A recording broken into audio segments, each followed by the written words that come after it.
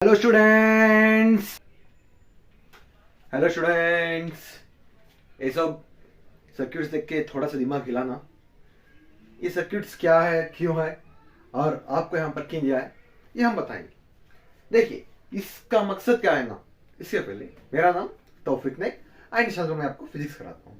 तो इसमें क्या कर रहे हैं, ये दो सर्किट्स में हम थोड़े कॉम्प्लिकेटेड है, नहीं सिंपल कॉम्प्लिकेटेड दो भी है, दोनों भी है, सिंपल है कॉम्प्लिकेटेड है। इसमें हम क्या कर रहे हैं, जहाँ देखिए यहाँ पर करंट एंटर कर रहा है, यहाँ पर एक करंट एंटर कर रहा है, यहाँ पर करंट बाहर जा रहा है, यहाँ पर बाहर जा रहा है। सिमिलरली एंटर, इधर भी एंटर, इधर बाहर जा रहा है। किस तरह, तो एंटर एंटर बाहर जा रहा है। ओके, तो अब हमें इसमें क्या फाइंड करना है, जस्ट सिंपल एक लॉ यूज कर हमें बताएंगे इस पॉइंट पर कितना करंट होगा, या फिर इस पॉइंट पर जंक्शन पर क्या करंट है, या फिर क्या इस सर्किट में करंट रहेगा या नहीं रहेगा। इस तरह की चीज को हम बताएंगे। तो इसे हम क्या कह के डिफाइन करेंगे, किरचॉफ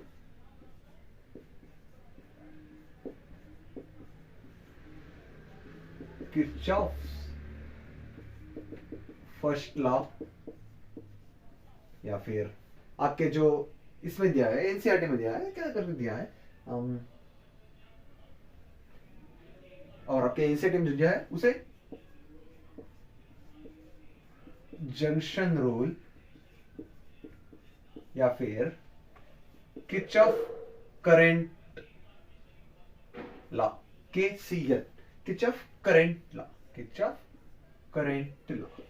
तो एक किरचॉफ लॉ क्या है और क्यों है, जैसे मैंने कहा हम इस सर्किट में क्या फाइंड करेंगे, इसके अंदर जो भी करंट आ रहा है एंड करंट बाहर जा रहा है, क्या वो दोनों सेम है या नहीं, जस्ट इतना है।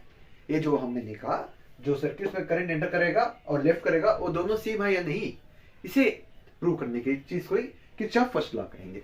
तो किरचॉफ फर्स्ट लॉ किस तरह आएगा, आपको उसका डेफिनेशन क्या है, चलिए देखते हैं विदाउट डिले। तो निकालिए आपकी बुक एनसीईआरटी या फिर कोई भी,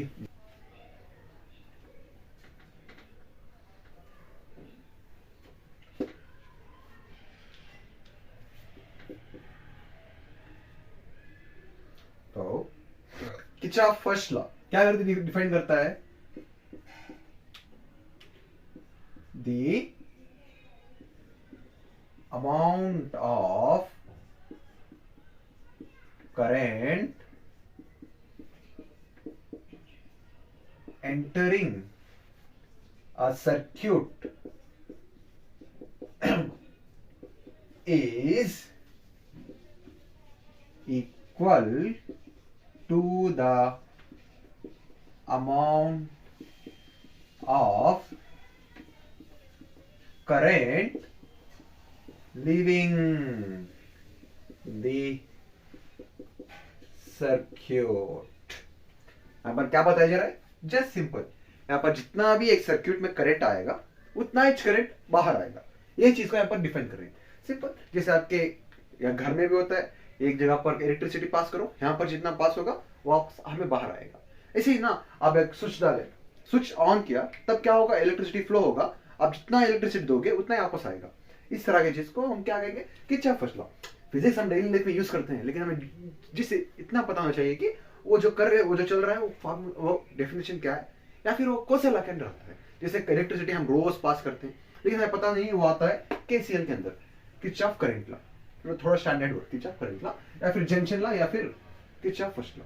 तो एक एग्जांपल के साथ हम जानते हैं। फॉर एग्जांपल डाल ली एक सर्किट ड्रॉ करिए, एक सर्किट विथ रेसिस्टेंस एंड दूसरा सर्किट विथ रेसिस्टेंस, से बाहर गया एक और, इधर से बाहर आया एक और। तो यहाँ पर इस जगह पर क्या हो रहा है, करंट एंटर कर रहा है, मीन्स I1। सेम इस जगह पर भी एंटर कर रहा है I2, एंड इस जगह पर क्या कर रहा है, इस जगह पर लीविंग द सर्किट I3, इस जगह पर लीविंग द सर्किट I4। ये हो गया जंक्शन। तो अब हम इसे क्या करेंगे, अकॉर्डिंग टू दिस, फर्स्ट हम फर्स्ट पार्ट को लिखेंगे, the amount of current entering A circuit, amount of current entering A circuit.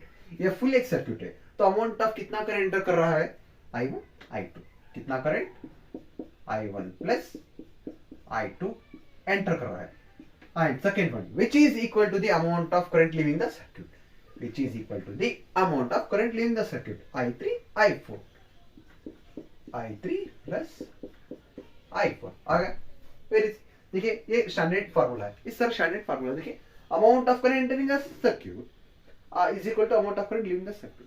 For suppose for example अगर इस करंट ये कितना करंट आ रहा है कर लीजिए आप, एक current of 5 ampere 5, and similarly इसमें कितना आ रहा है, इसमें एक 10 का, ओके।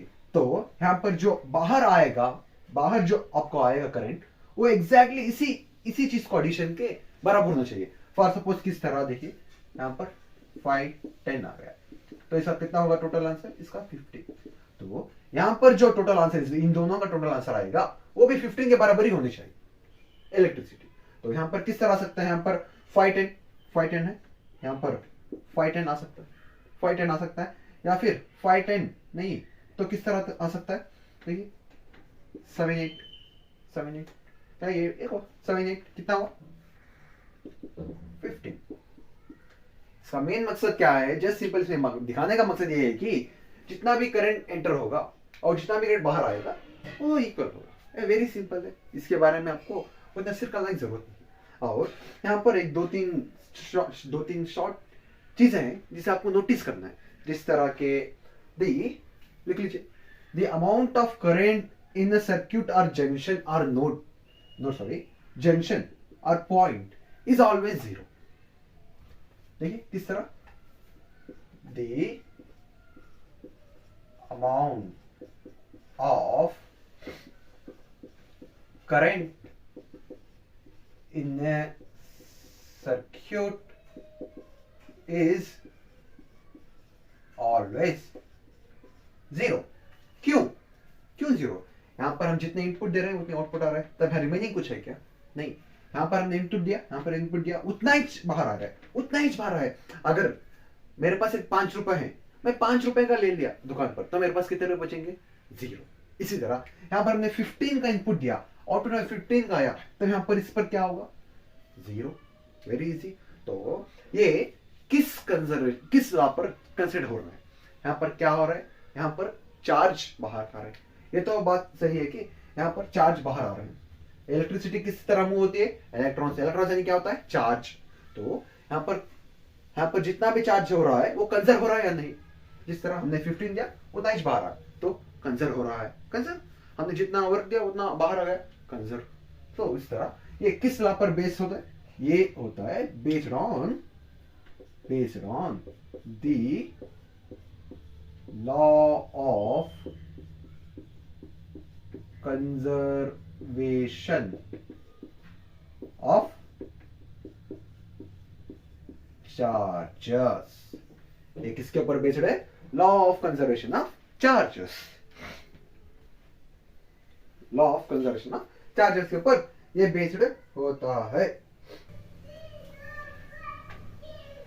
ओके, तो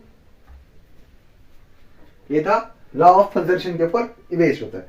तो अब एक चीज हम इस चीज को बताएंगे किस तरह। देखिए हमें फर्स्ट क्या हो रहा है,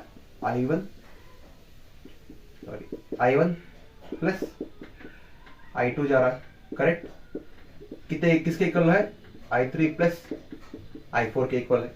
अब इन दोनों को इस साइड भेजिए, क्या होगा, I1 plus I2 minus I3 plus I3 minus I4 is equal to 0। यहां पर I1 I2 की वैल्यू कितनी है 15, और I3 I4 की ये भी क्या है -15 आ जाएगा। तो आंसर टोटल 0। विच मींस यहां पर हम क्या दिखा रहे हैं, total current in a junction is 0 after everything is gone.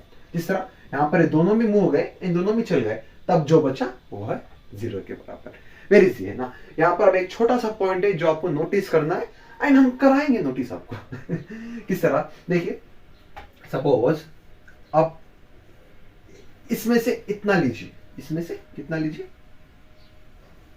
इतना लीजिए, क्या होगा ये I1। ओके, तो अब मुझे एक चीज बताइए, यहां पर करंट एंटर करेगा, स्टार्टिंग यहां पर एंटर करेगा और यहां पर मूव करेगा। किस तरह? यहां से यहां पर मूव किया, ये करंट जो था वो यहां पर मूव हो गया, तब यहां पर कुछ होगा क्या? नहीं होगा। क्यों? यहां पर जितना भी करंट था वो आगे चल गया। फॉर सपोज समझिए मैं करंट हूं, मैं स्टार्टिंग ऑफ I1 चार वे करंट हूं, मैं यहां पर हूं, ये वायर है, मैं यहां पर हूं, मैं थोड़ा मुंह आ गया, तब यहां पर कुछ करंट है क्या? नहीं। इसका मतलब क्या हो रहा है? यहां पर जब भी एक पॉइंट पर करंट पास होगा, उसके बैक साइड पॉइंट पर जीरो करंट आ जाएगा। ओके, क्या होगा? तो यहां पर हम बता क्या रहे हैं, there will be no current at any point after it moved. Okay, very easy. तो क्या है, हम क्या बता रहे हैं? 200 यहां पर क्या होगा? जस्ट सिंपल कि there will be no storage of current. किस तरह? यहां पर दिया हमने, वो आगे बढ़ गया तो बैक साइड में जीरो होगा, कुछ स्टोर नहीं किया तो क्या होगा? No storage of current. तो ये वेरी इजी आ गया आपको। किस तरह हम कोसा कंजर्वेशन लॉ फाइंड करेंगे एंड किस तरह हम फाइंड कर सकते हैं, भी आ गया। या फिर ये हो गया फोर का, अब हम 3 में भी आ सकते हैं। आपको एग्जाम में कब क्या होगा पता नहीं, इसलिए हम क्या करेंगे, एक 3 का भी डिस्कस कर लेंगे। क्यों क्यों क्यों क्यों? अरे भाई क्यों करेंगे? सीखने के लिए सीखेंगे। क्यों? क्योंकि हमें सीखना है। तो ऐसे टाइम पर क्या करेंगे आप लोगों? जस्ट सिंपल, इसकी वैल्यू क्या होगी? I1 इसकी, I2 इसकी, उसकी, इसकी, I3। तब क्या करेंगे? ये इनपुट